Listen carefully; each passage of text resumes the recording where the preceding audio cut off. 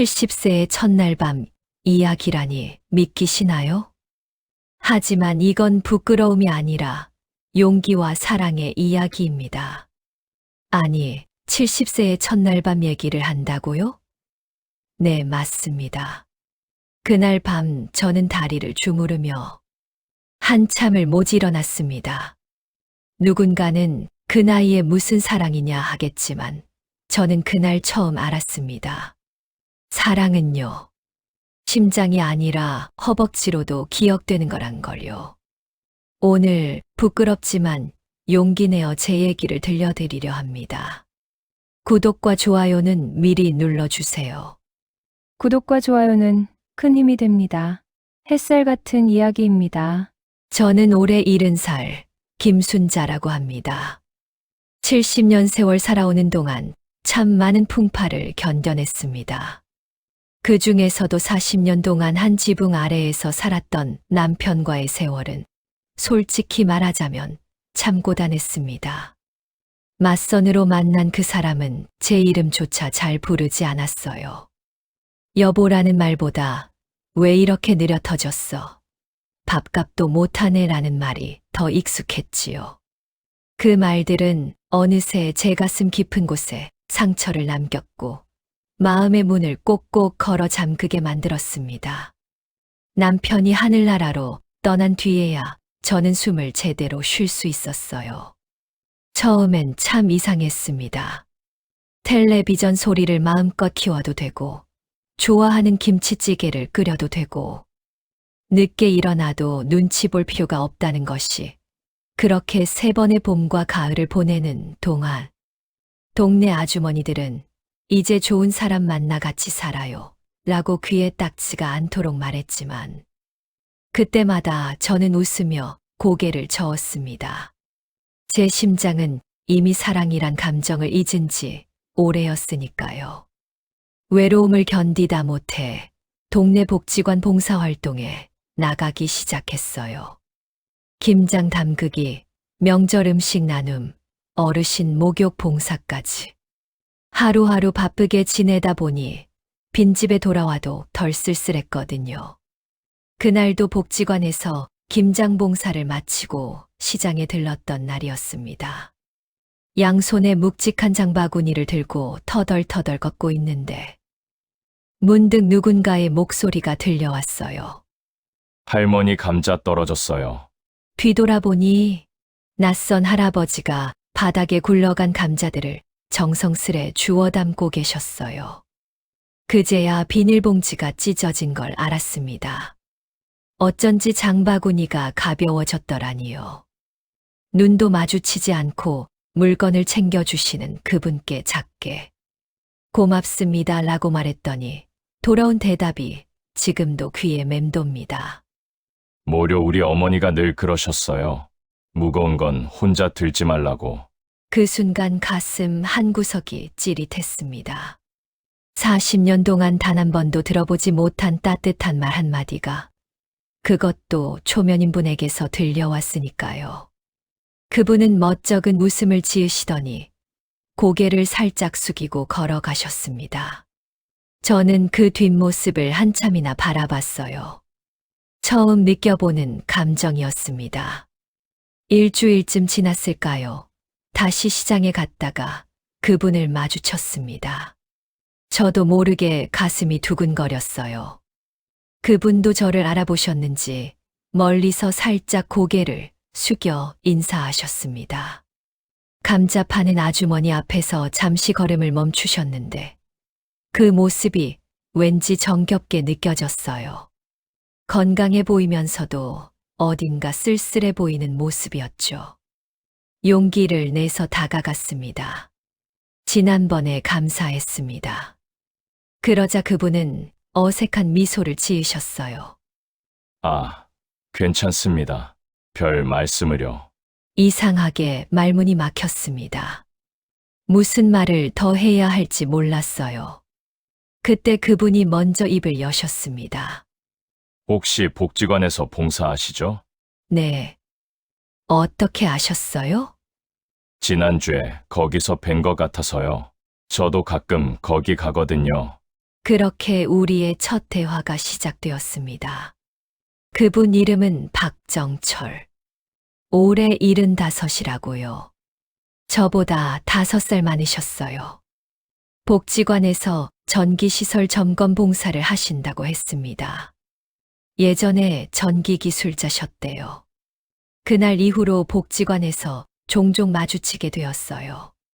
처음엔 가벼운 목례로 인사를 나누다가 점심시간에 우연히 같은 테이블에 앉게 되면서 대화가 늘어났지요. 김장철이 다가오자 복지관에서는 분주해졌어요. 저는 김치를 담그고 정철 씨는 전등을 더 밝게 교체해 주셨죠. 일하면서도 가끔 눈이 마주치면 어색한 미소를 짓곤 했습니다. 김순자 씨, 요즘 날씨가 쌀쌀한데 따뜻하게 다니세요. 네. 정철 씨도요. 감기 조심하시고요. 그런 짧은 대화가 오갈 때마다 마음이 따뜻해졌어요. 남편과는 한 번도 나눠보지 못한 다정한 안부였으니까요.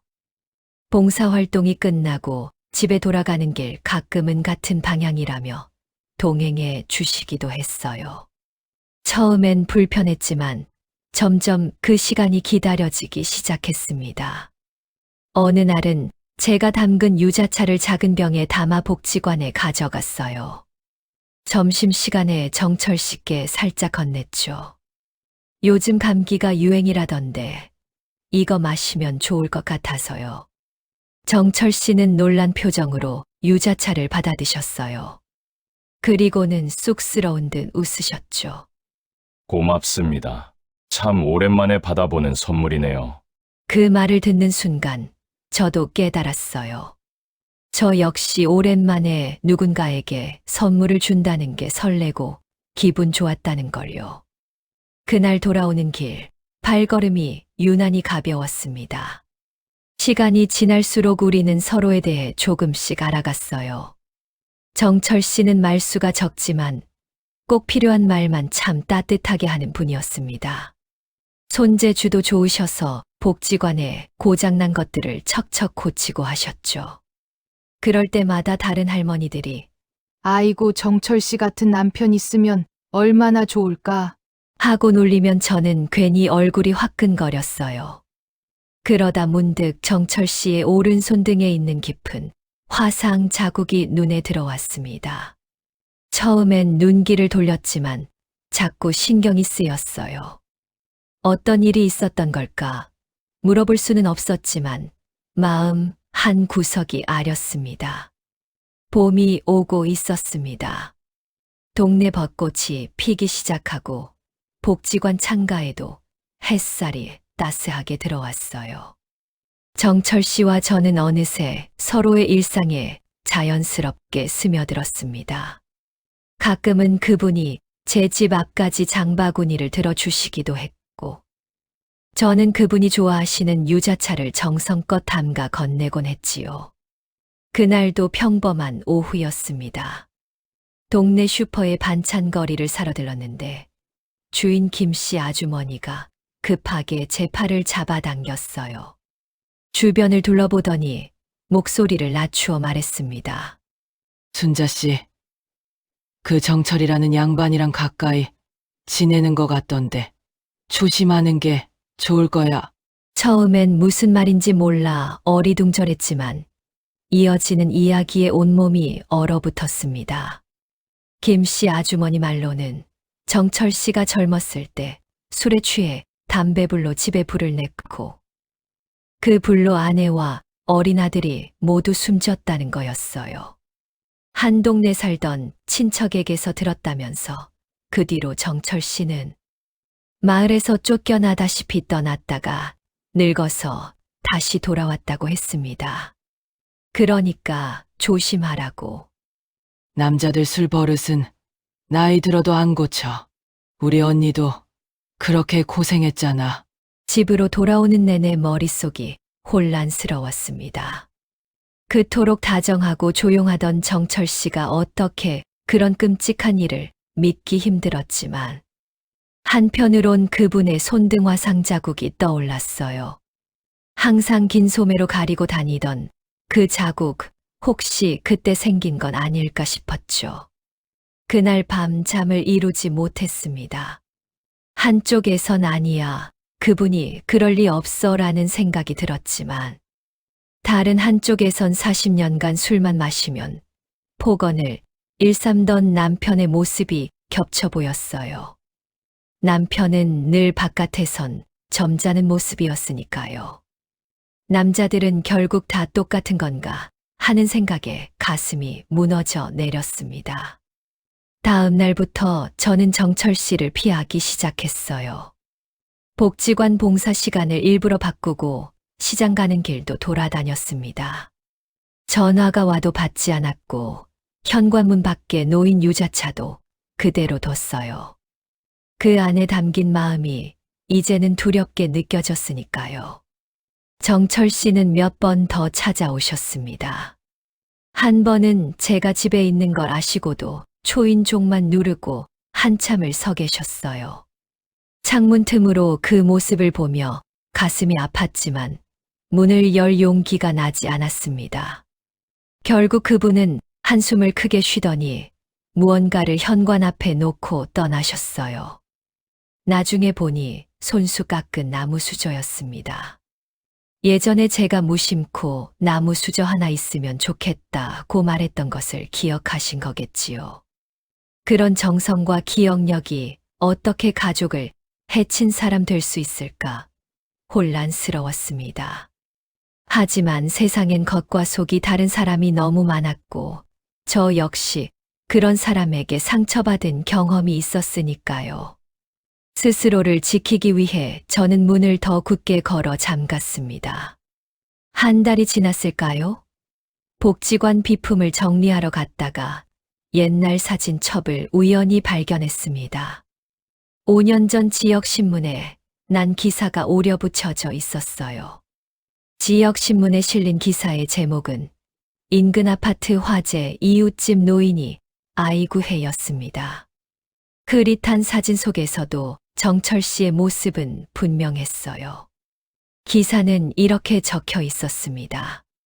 지난 화요일 밤 송파구 아파트 화재 현장에서 박정철 씨가 이웃집 5살 아이를 구하고 큰 화상을 입었다. 박 씨는 불이 난 집에서 울음소리를 듣고 망설임 없이 뛰어들어 아이를 구했다. 박 씨는 20년 전 본인의 가족을 화재로 잃은 아픔이 있어 더욱 용감하게 행동했다고 말했다.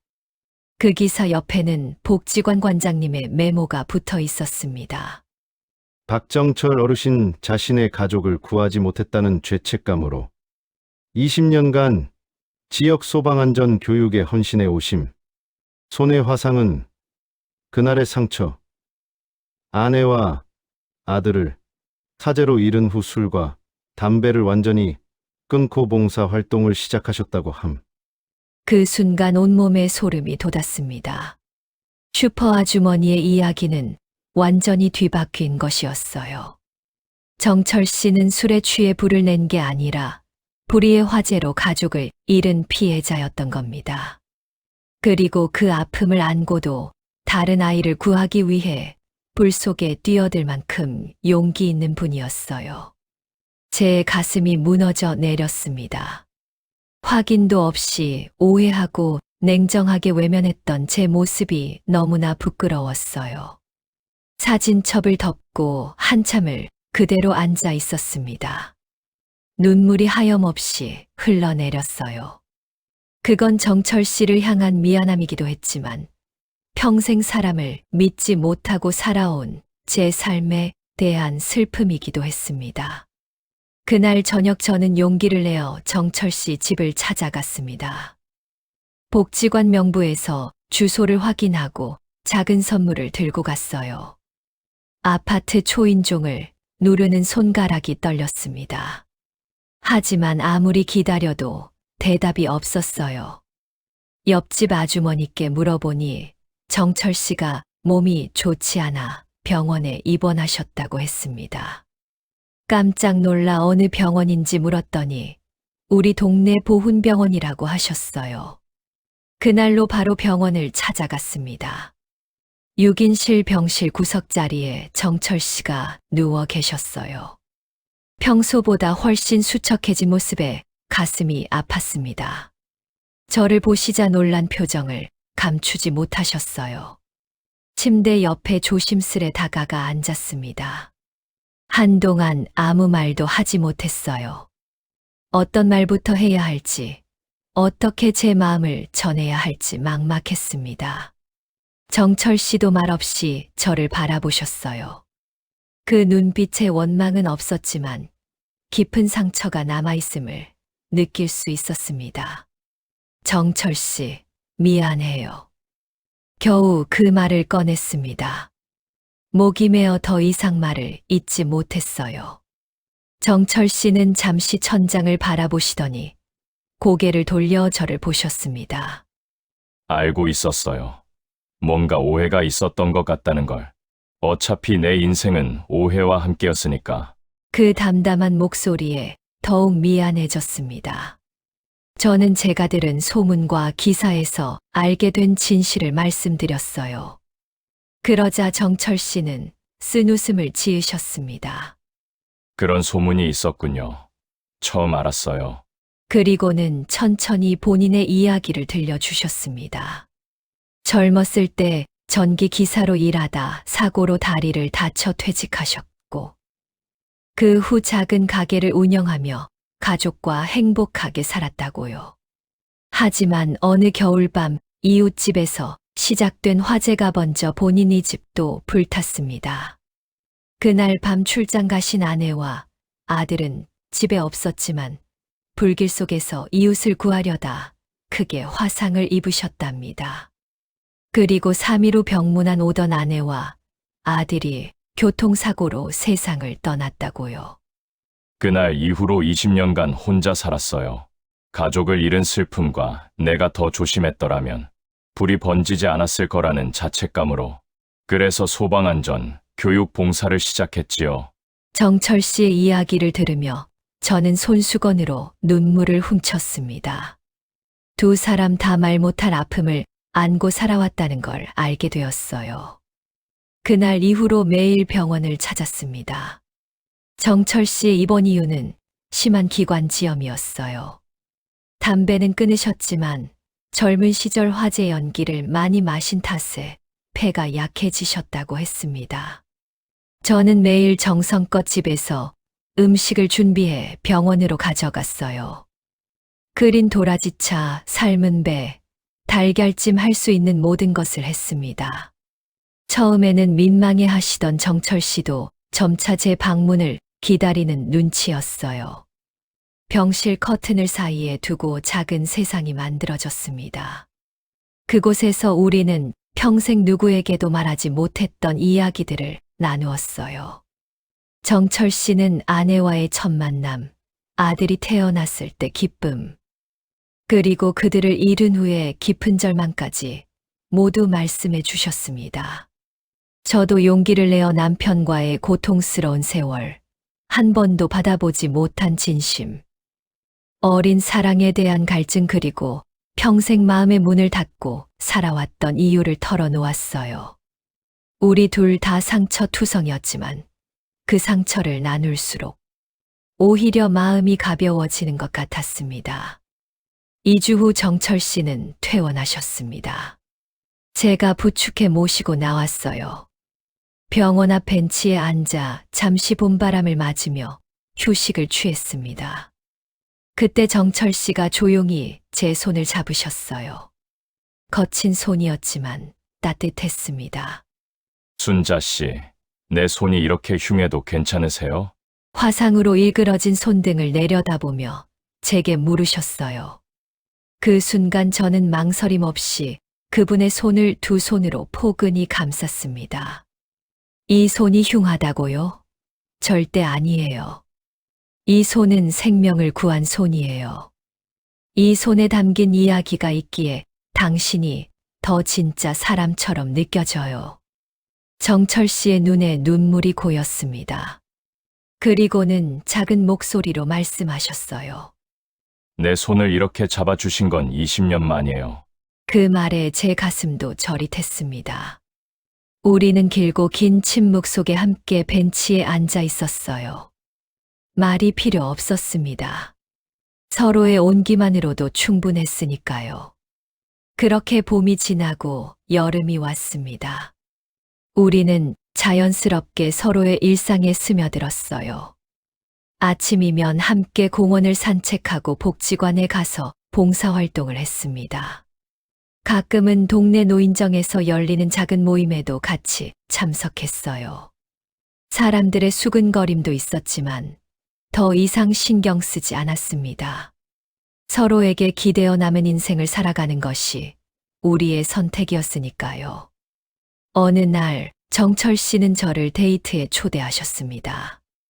동네에 새로 생긴 작은 양식당이었어요. 처음으로 둘이서 정식으로 식사를 하는 자리였습니다.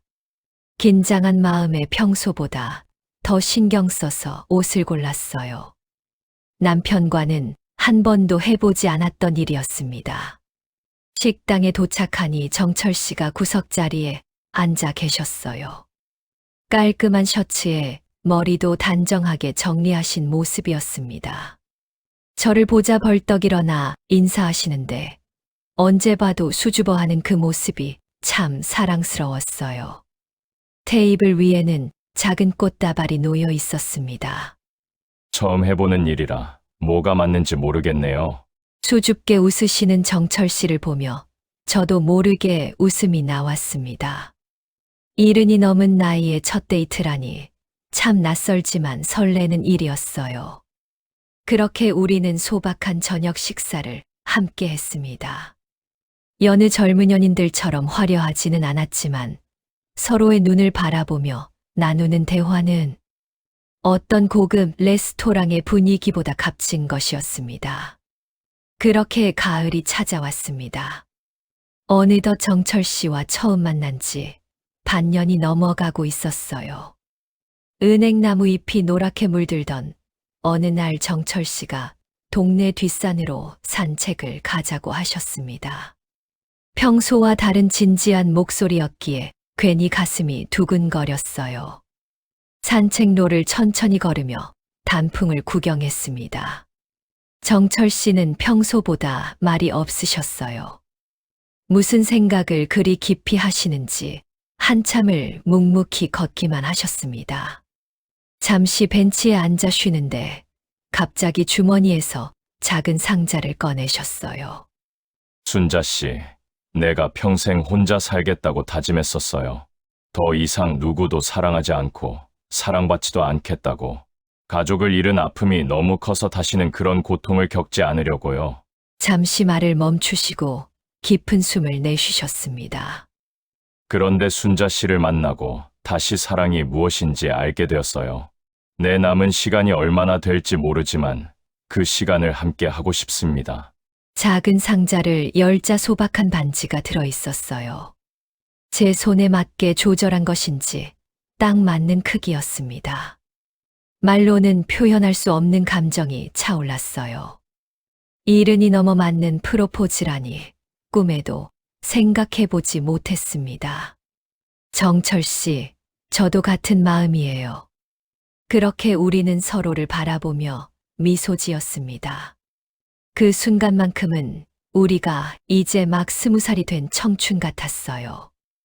물론 현실적인 고민도 있었습니다. 아이들의 반대, 주변의 시선, 서로의 건강 문제. 하지만 그런 걱정보다 함께하는 기쁨이 더 컸습니다. 복지관 선생님의 도움을 받아 작은 결혼식을 올렸어요. 화려하지는 않았지만 오랜 시간 봉사활동을 함께한 이웃들과 몇몇 친구들이 축하해 주었습니다. 저는 평생 처음으로 웨딩드레스를 입었어요. 흰색이 아닌 연한 분홍색 원피스였지만 그 어떤 신부보다 행복했습니다.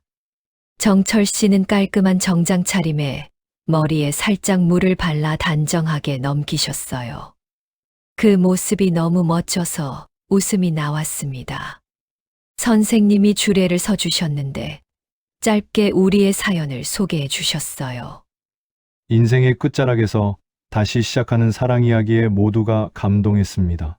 두 분은 각자의 아픔을 딛고 다시 일어서는 법을 아셨기에 더 깊은 사랑을 나눌 수 있을 거예요.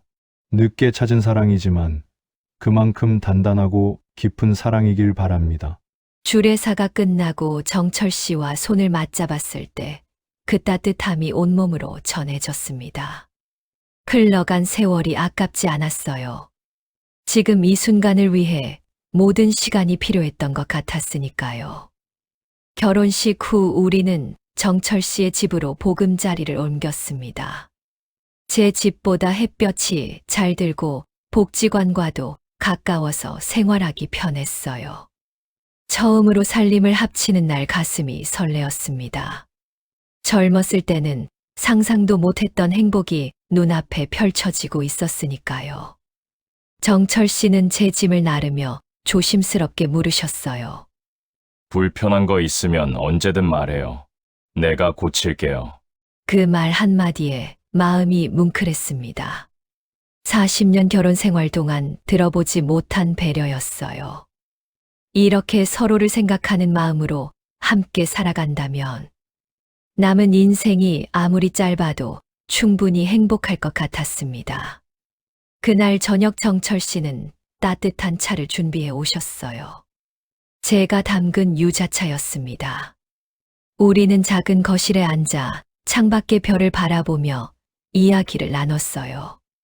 어색함도 있었지만 그것마저 새로운 시작의 설렘으로 느껴졌습니다. 첫날 밤이라는 말이 부끄럽지만 그것이 현실이었습니다.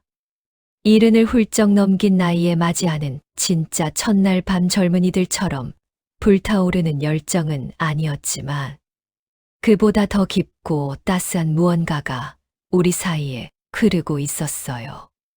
저녁 식사를 마치고 정철 씨는 조용히 침실을 정리하셨습니다. 깨끗이 세탁된 하얀 침구와 은은한 스탠드 불빛이 방안을 따뜻하게 감쌌어요. 처음에는 서로 어색한 침묵만이 흘렀습니다. 정철 씨가 조심스레 물으셨어요. 불을 끌까요? 저는 고개를 살짝 흔들었습니다. 첫날 밤은 서로를 온전히 바라보고 싶었으니까요. 정철 씨는 이해한다는 듯 미소 지으셨어요. 우리는 침대 위에 나란히 앉았습니다. 정철 씨가 떨리는 손으로 제 손을 잡으셨어요. 그분의 거친 손바닥 위에 제 손을 포겠습니다. 크고 단단한 손. 평생이라며 살아온 흔적이 고스란히 담긴 손이었어요. 순자 씨, 이렇게 늦은 나이에 사랑을 알게 해주셔서 고맙습니다. 그 말에 저는 눈물이 날 것 같았습니다. 평생 진정한 사랑을 모르고 살아온 두 사람. 삶의 끝자락에서 만난 우리에게 주어진 이 순간이 얼마나 소중한지 말로 표현할 수 없었어요. 정철 씨가 조심스럽게 제 어깨를 감쌌습니다. 그리고 천천히, 아주 천천히 서로의 온기를 나누었어요. 주름진 피부와 세월의 흔적이 남은 몸이었지만 그 어떤 젊음보다 진실된 감정이 담겨 있었습니다. 서로의 상처와 아픔까지도 사랑하는 마음으로 어루만졌어요. 첫날 밤은 폭풍우 같은 열정보다는 고요한 호수처럼 잔잔했습니다. 하지만 그 고요함 속에 담긴 깊이는 어떤 젊은 날의 사랑보다 깊었어요. 우리는 온전히 하나가 되어 서로의 숨결과 심장 소리를 느꼈습니다. 오랜 시간 혼자 견뎌온 외로움이 녹아내리는 순간이었어요. 긴 세월을 각자의 방식으로 견뎌온 두 영혼이 하나로 만나는 순간, 나이와 시간은 의미가 없었습니다. 단지 서로를 향한 마음만이 그 공간을 채웠어요. 정철 씨의 따뜻한 품 안에서 저는 평생 처음으로 온전한 사랑을 느꼈습니다. 살에 닿는 살이 온기, 서로의 깊은 눈빛, 조심스러운 손길, 모든 것이 새로웠지만 동시에 가장 자연스러웠어요. 정철 씨는 제 이마에 입맞춤하며 속삭였습니다. 세상에서 가장 아름다운 여인이에요. 그 말이 거짓이라는 걸 알면서도 그 순간만큼은 저 자신이 정말 아름답다고 느꼈습니다. 사랑하는 사람의 눈에 비친 내 모습이 그렇다면 그것이 진실이 아닐까요? 밤이 깊어 갈수록 우리의 마음도 깊어졌습니다. 젊은 날의 정열적인 사랑과는 달랐지만 서로의 모든 것을 온전히 받아들이는 성숙한 사랑이었어요. 평생 가슴에 품어온 외로움과 상처를 함께 어루만지며 우리는 진정한 하나가 되었습니다. 아침이 밝았을 때 처음으로 한 이불 아래 눈을 떴습니다. 창문으로 들어오는 햇살이 정철 씨의 얼굴을 비추고 있었어요. 자는 모습이 평화로웠습니다. 저도 모르게 다리를 움직이려는데 이상하게 다리가 무거웠어요. 허벅지가 뻐근하고 저렸습니다. 몸을 일으키려 하자 정철 씨도 눈을 뜨셨어요. 환한 미소로 아침 인사를 건네시더니 제 표정을 보고 걱정스레 물으셨습니다. 괜찮으세요? 어디 아프신가요? 저는 부끄러운 웃음을 지으며 대답했어요. 괜찮아요. 다만 어젯밤에 오랜만에 그래서 그런지 다리가 좀 저려요. 정철 씨는 놀란 표정을 지으시더니 갑자기 웃음을 터뜨리셨습니다. 저도 덩달아 웃었어요. 이른이 넘어 첫날 밤에 여운으로 다리가 저리다니 참 웃기지만 달콤한 고민이었습니다. 정철 씨는 조심스레 제 다리를 마사지해 주셨어요. 그 손길에 담긴 사랑과 배려가 전해져 왔습니다. 창밖으로 새로운 하루가 밝아오고 있었어요. 우리의 새로운 인생도 함께 시작되고 있었습니다. 그날부터 우리의 진정한 부부 생활이 시작되었습니다. 아침이면 함께 일어나 차를 마시고 손을 맞잡고 동네 산책을 하는 것이 일과가 되었어요. 정철 씨는 매일 아침 일어나면 제게 인사를 건네셨습니다. 오늘도 당신과 함께 할 수 있어 행복합니다. 그 말 한마디가 하루를 밝게 만들었어요. 40년 동안 남편과 살면서 한 번도 듣지 못했던 말이었으니까요. 비록 늦게 찾은 행복이었지만 그만큼 더 소중했습니다. 정철 씨는 제가 몰랐던 많은 재능을 가진 분이셨어요. 전기뿐만 아니라 목공예도 잘하셨고 요리도 제법 솜씨가 있으셨습니다. 특히 된장찌개는 제 솜씨보다 훨씬 맛있었죠. 물어보니 혼자 살면서 스스로 터득하셨다고 했어요.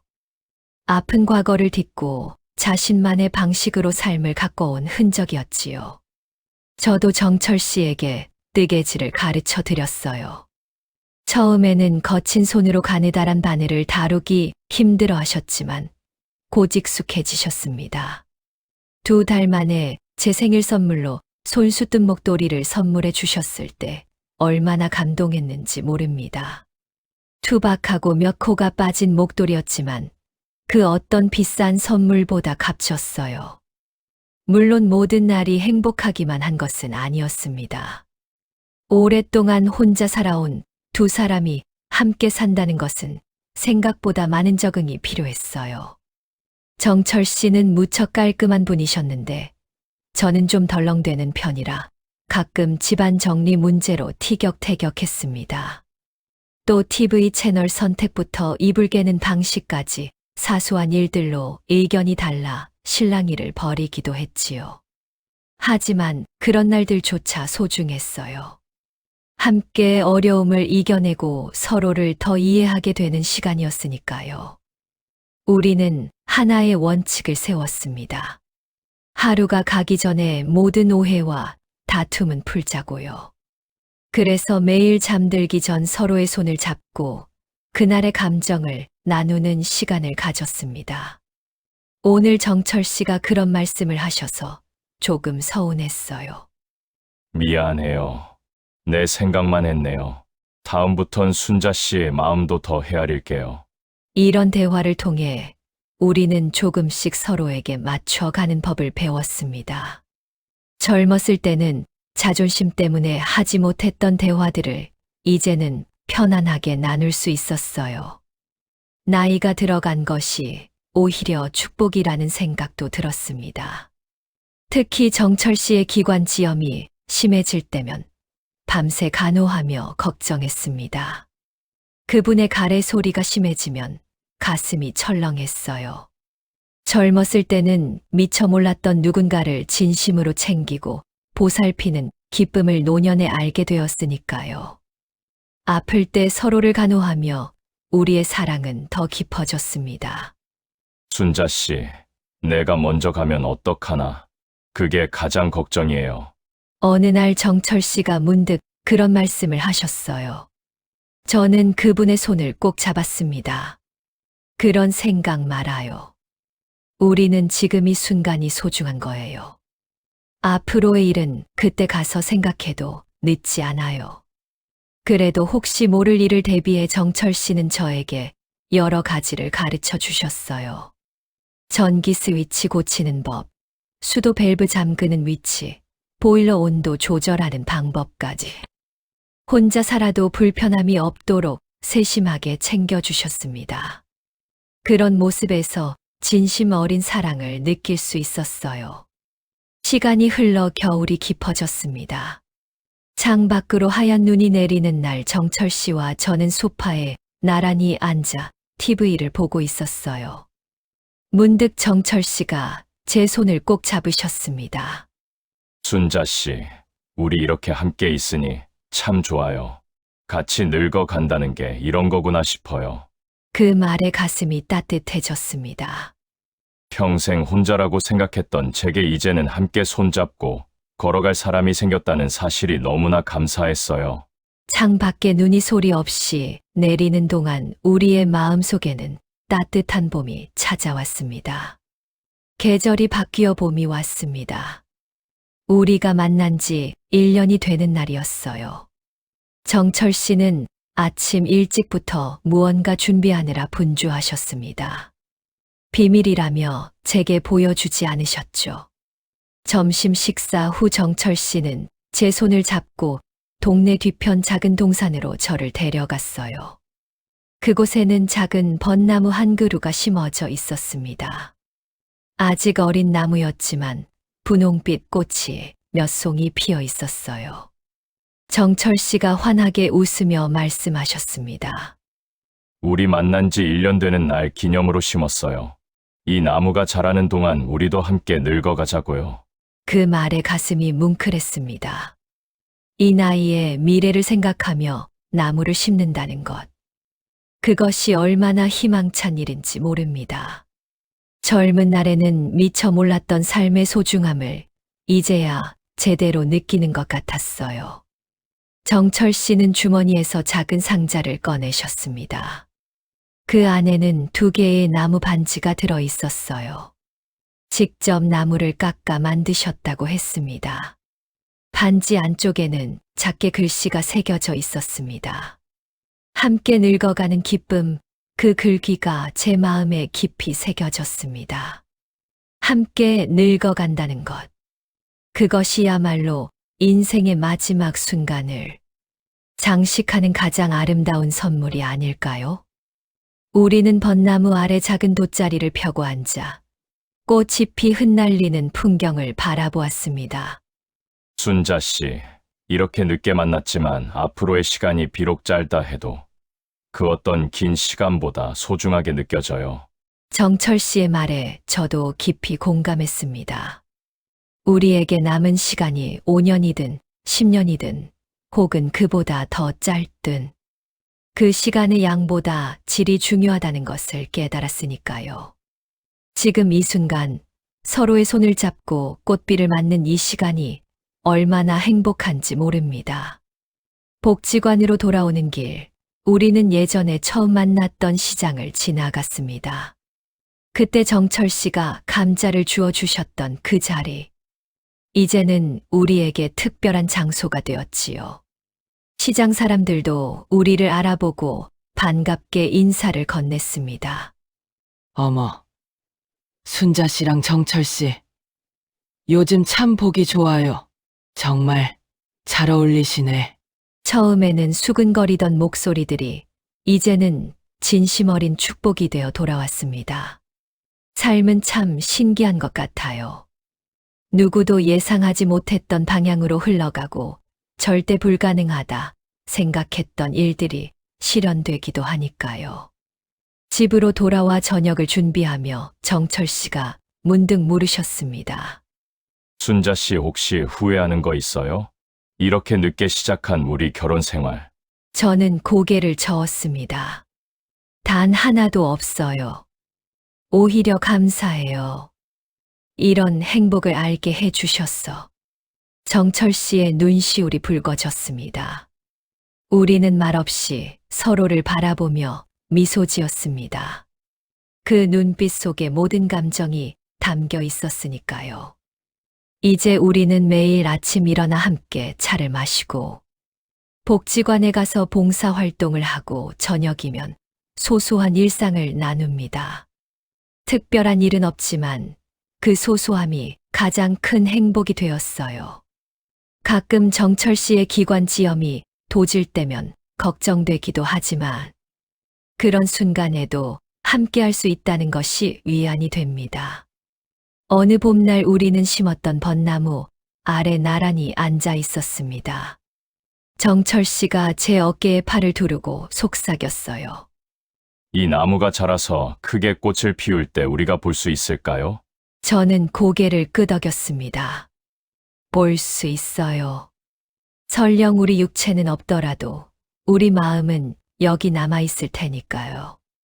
정철 씨가 제 손을 꼭 잡았습니다. 그 따스함이 온몸으로 전해져 왔어요. 우리는 말없이 천천히 걸었습니다. 나란히 같은 걸음으로 한 계절씩 늙어가는 듯한 걸음으로 인생의 늦은 봄에도 사랑은 이렇게 아름답게 피어납니다. 70살에 맞이한 첫날 밤의 떨림과 설렘은 어쩌면 20살의 그것보다 더 깊고 진실했을지도 모릅니다. 왜냐하면 우리는 알고 있으니까요. 삶이 얼마나 고된지, 그래서 더욱 소중한지를. 그날 밤 다리가 저렸던 기억은 이제 우리의 소중한 추억이 되었습니다. 때로는 웃으며 회상하기도 하고, 때로는 그때의 감정을 다시 느끼기도 하면서요. 우리는 남은 인생을 천천히, 아주 천천히 함께 걸어갑니다. 손을 꼭 잡고 한 걸음씩, 끝이 어디든 함께라면 두렵지 않으니까요. 인생의 황혼역에서 만난 우리의 사랑 이야기는 계속됩니다. 매일매일이 새로운 첫날 밤처럼 설레고 소중하게. 그리고 그 설렘은 우리가 숨쉬는 한 영원히 이어질 것입니다. 한 줄기 빛처럼 설레임을 안고 다가온 사랑은 황혼의 삶에 따뜻한 여운을 남깁니다. 한 줄기 햇살 같은 이야기는 계속됩니다.